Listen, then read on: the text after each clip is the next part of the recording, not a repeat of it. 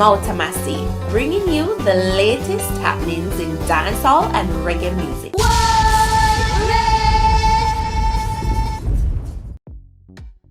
Welcome, it's Mouta Massi, and here are the stories making the cut for today. Please save me away from my enemy.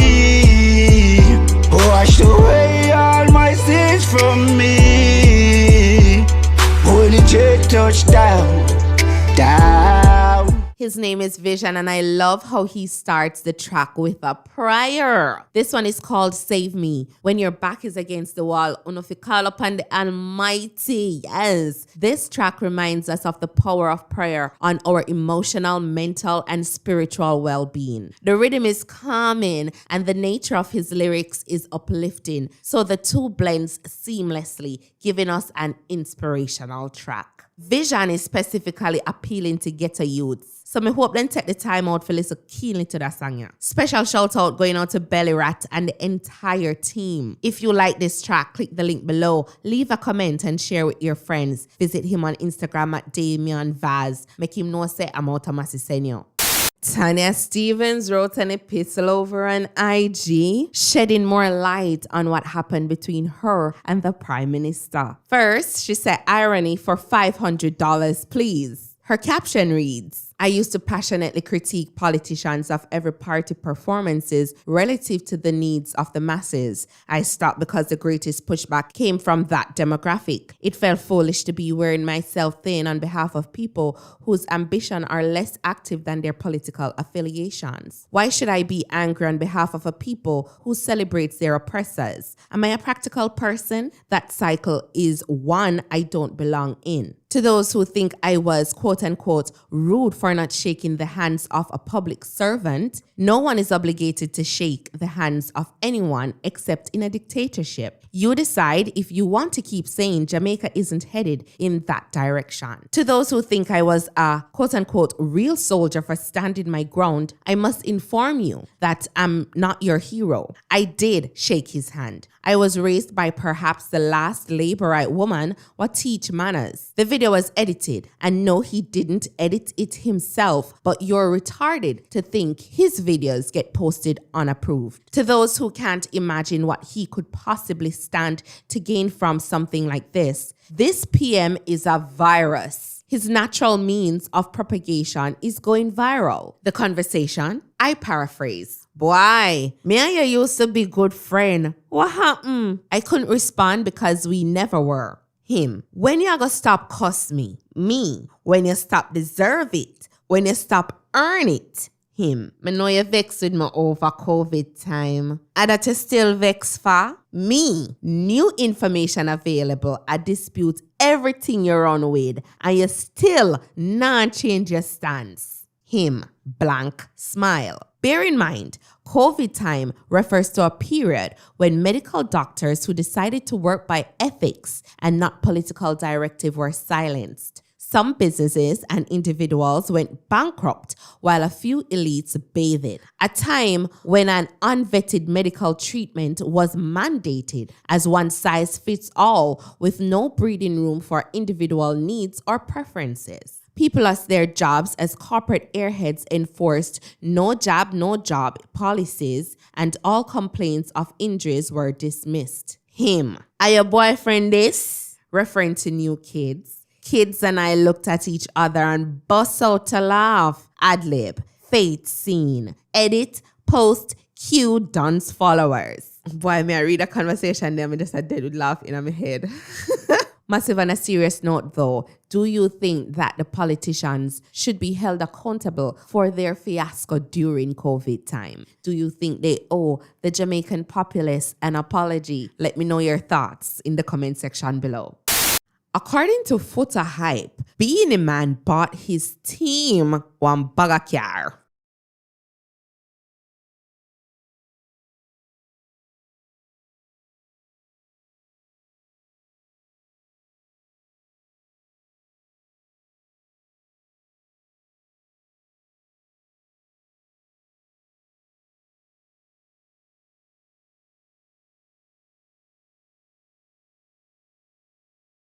Foota Hype captioned that, while some man a walk a pick up me trash them, me old mattress, at King Beenie Man just drop 6 chariots one-time theme team. At TP Records new Benz pan them, me fam, the ground hot. Underneath the comment section then now, somebody said, me nah lie, rate that still, but I think him need to also drop some rides for his kids as well. Somebody come back and respond to the person there and say, he doesn't have to do what others do just to say he did it too. Wanna say massive him fair game pitney them car too. I'm not obligated to do that. He's a grown man. He can do whatever he wants to do. Let me know your thoughts in the comment section below.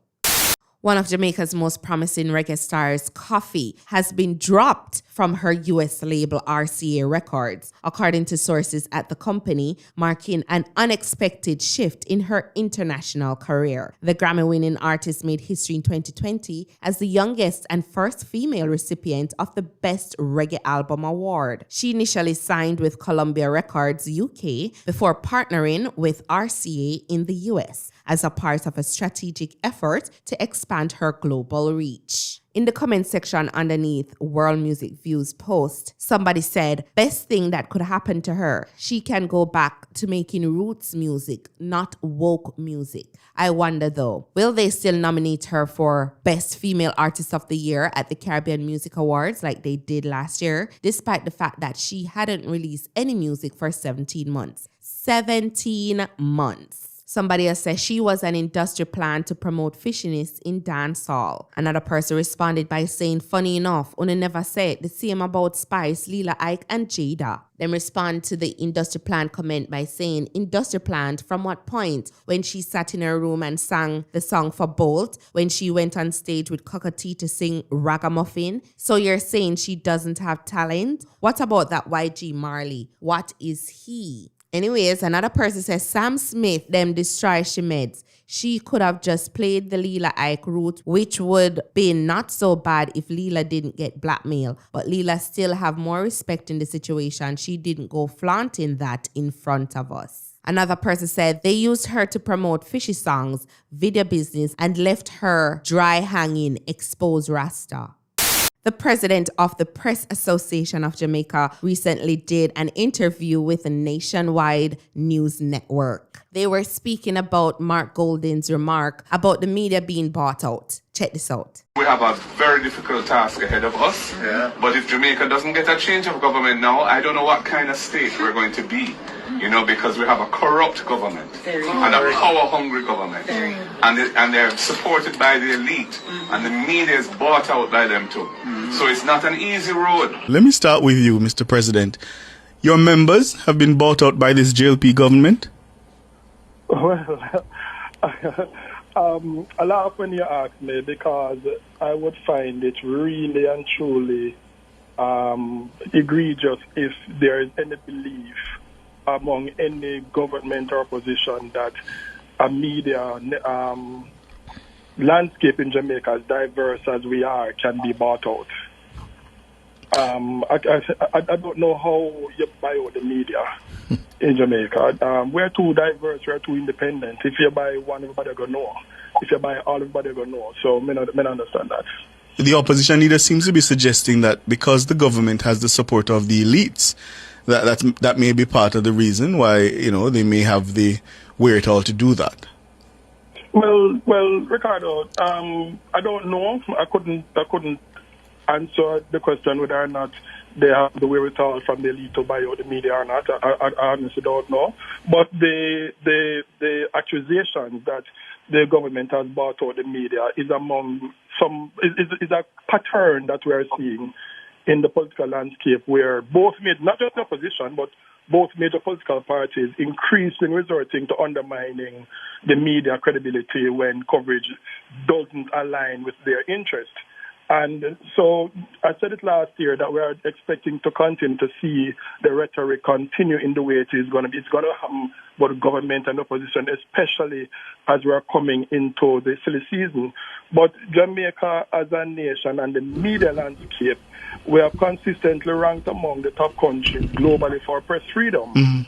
And so when political leaders make such broad accusations of the media in terms of bias and corruption and being bought out, they are politically eroding the standing and the public's trust in essential democratic institutions the media represents as well.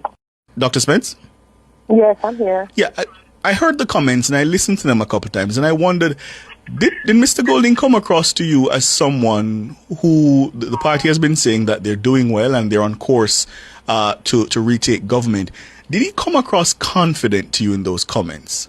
Not at all, not at all. I mean, you one of the things you said in your coverage is that he was complaining.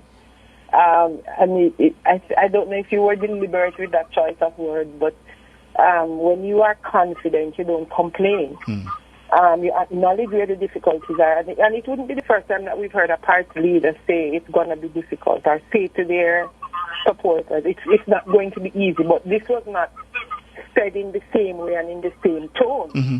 He really was complaining. And he was complaining from a very defeated place. He was coming from a place of feeling that he was wronged and that he's being set upon and being marginalized in a way, mm-hmm. That the JLP is not being. And we have to be honest about it and say that he said some things that were also blatantly untrue.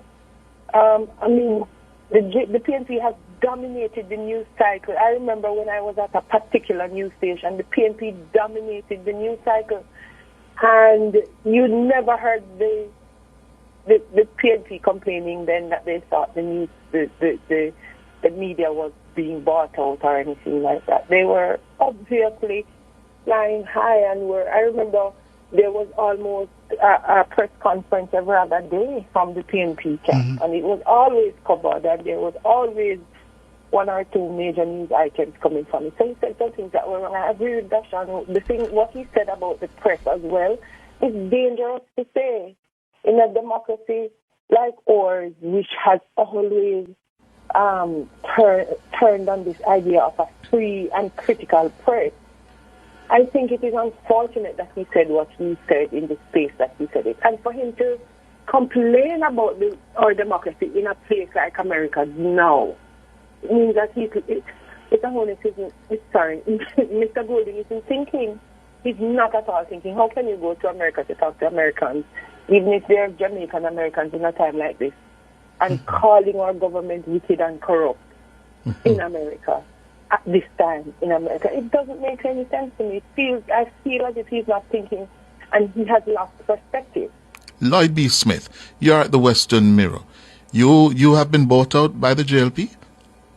I have never been bought out by either the JLP or the PNP. Let me say that very clearly, which is one of the reasons why I quickly exited the political scene after a while, because I will not allow myself to be bought out by anyone. If you look at the history of politics in Jamaica, as far back as I can recall, this is par for the course. Both political parties, when it suits them, mm-hmm. have launched various attacks against the media. I think in this case, though, Mr. Golding needs to apologize, and I tell you why. As was pointed out by Nina a while ago, he ought not to have made such a statement in another country, especially a country such as the United States, where we know what's happening there now. Secondly, he was overly, you can't make such a sweeping statement. If he had said some persons or some leader, one could perhaps understand, but for him to make this sweeping statement that the media has been bought out, it's most regrettable, and it covers all of us in the media, and I take umbrage for that.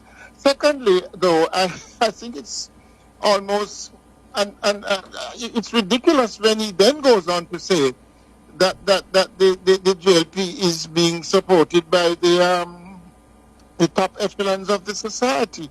It's the silly season that is upon us, and he has to be very careful that he doesn't throw out the baby with the bathwater. So that's it for today, Massive Montana. Big up on a nice clean self. Enough love, enough respect. Blessings upon blessings upon blessings. Positive vibrations going out to the Massive. I'm Mouta Massi. Magan.